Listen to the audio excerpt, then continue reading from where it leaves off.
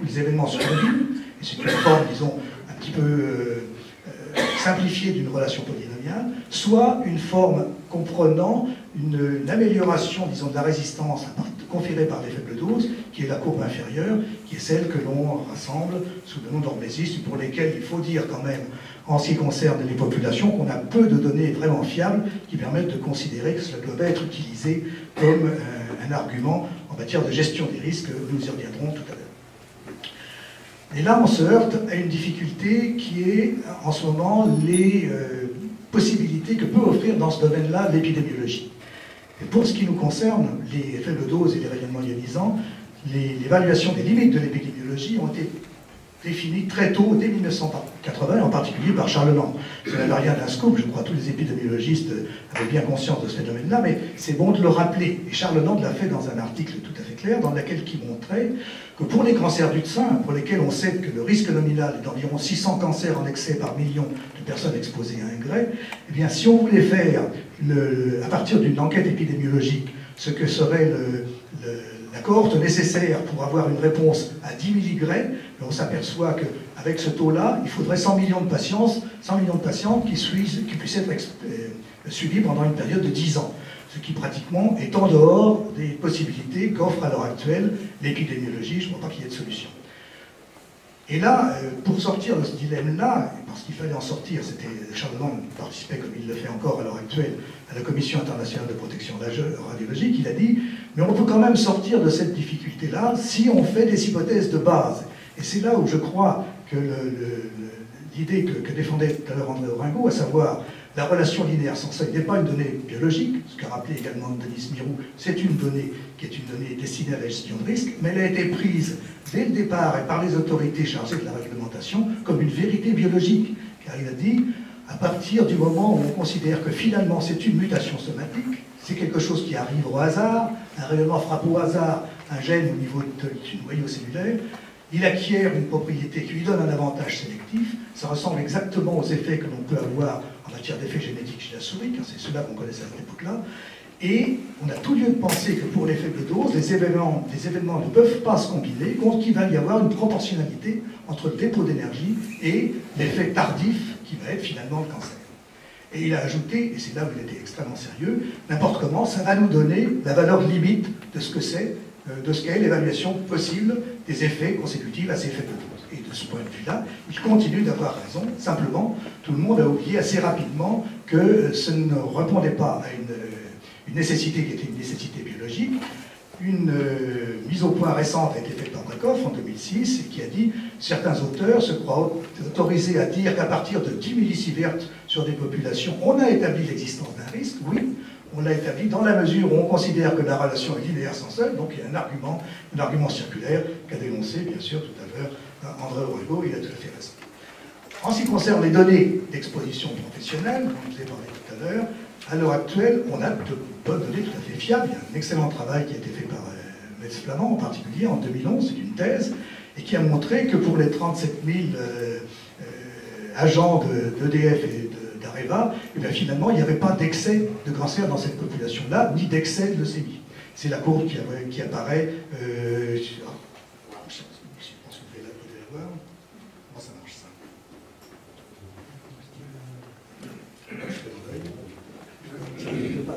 Voilà. Alors, l'étude de... Où est-ce qu'elle est? Je ne la vois pas. Ah, elle est là, c'est ça. C'est ça. L'étude de Metz est ici. Comparée, si vous voulez, à l'étude qui est l'étude des survivants d'Hiroshima et de Nagasaki. Simplement, la différence en ce qui concerne l'étude qui est proposée par Metz, et il l'annonce de manière tout à fait claire, c'est qu'on peut effectivement tirer une valeur moyenne, et éventuellement, on peut considérer qu'elle n'est pas très différente en risque nominal de celle qui provient de chez les survivants d'Hiroshima et de Nagasaki, mais elle n'est pas significative. C'est vrai également, bien sûr, lorsque l'on restreint le propos aux leucémies, je vous en donnerai une observation tout à l'heure, les données ne permettent pas de conclure que pour les doses qui sont des doses moyennes dans ces populations-là, donc 37 000 agents, dose moyenne qui est de l'ordre de 21 millisieverts, cumulée, disons, pendant l'exposition professionnelle, à ajouter, bien sûr, à l'exposition quotidienne et annuelle, qui est l'exposition naturelle. La deuxième ligne, c'est quoi? La deuxième ligne, ce sont les travailleurs canadiens. C'est un groupe particulier qui, lui, fait partie des autres groupes, vous le vous allez voir apparaître, une étude qui a été faite par le CIRC, le Centre international de recherche sur le cancer, qui en 1995, sur une population de 95 000 personnes, a établi que finalement, il n'y avait pas non plus d'augmentation de risque dans cette population-là, en prenant pour référence les mêmes agents des entreprises du nucléaire et qui n'étaient pas exposés aux radiations. Donc il y a un équivalent qui est un équivalent interne. Celle du bas, celle qui est la plus récente, qui concerne 400 000 personnes, qui est l'étude du CIRC aussi de Cardis, considère qu'il y a un excès démontré. Néanmoins, cet excès démontré est un excès qui est dû à une augmentation tout à fait un petit peu anormale, imprévue en tout cas, de cancer du poumon.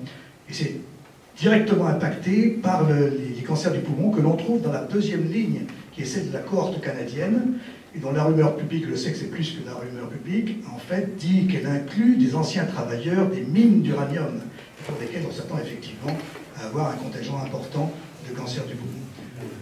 Il y a dans les populations qui sont des populations d'Areva et d'EDF, qui font partie de la première ligne du haut, celle étudiée dans la thèse, donc pas d'augmentation des tumeurs de manière générale. Il y a une augmentation par contre de deux cancers qui sont les mélanomes et les mésotéliomes. Les mélanomes qui sont essentiellement la traduction d'une exposition au soleil, et les mésotéliomes qui sont la traduction d'une exposition à l'amiante. Donc ça veut dire que lorsque l'on fait et ça reste toujours bien sûr dans cette hypothèse que si l'on compare les travailleurs à la population générale, dans le cas des travailleurs d'EDF et d'Areva, il y a 40% de cancers en moins dans cette population-là qu'il y en a dans la population générale. On a ces valeurs-là que si on utilise des arguments qui sont liés à une référence interne qui sont les agents non exposés. Mais par rapport à ces agents non exposés, il y a une augmentation qui est les mésotéliomes et les mélanomes, ce qui prouve que les agents non exposés ne sont pas tout à fait les mêmes que les agents exposés. Ils ont des facteurs de risque qui ne sont pas pris en considération. Donc je crois que l'effet du travailleur sain, ça demandera, pourtant Flamand Metz ont fait vraiment une étude très, très précise, et ça demandera à être étudié avec beaucoup plus de détails, plutôt à accepter de manière définitive que le fait d'avoir été choisi pour travailler dans une entreprise, ça amène à faire moins de cancers que la population générale. Car en fait, même s'il y a un chômage qui est de beaucoup excessif, nous sommes quand même tous des travailleurs à un certain moment. Donc on ne voit pas très bien comment ça peut marcher. Je ne vois pas très bien.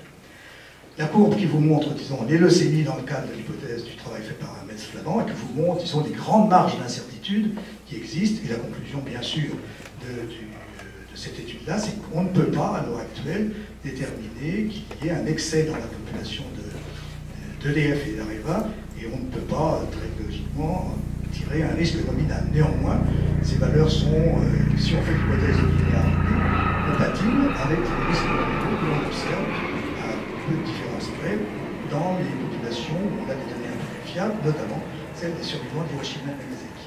Alors, où est-ce qu'est le problème concernant les faibles doses? Et ce n'est pas forcément d'ailleurs un problème de faible dose. À l'heure actuelle, si on prend, disons, l'ensemble du cycle nucléaire, le problème qui demeure, c'est la mine d'uranium.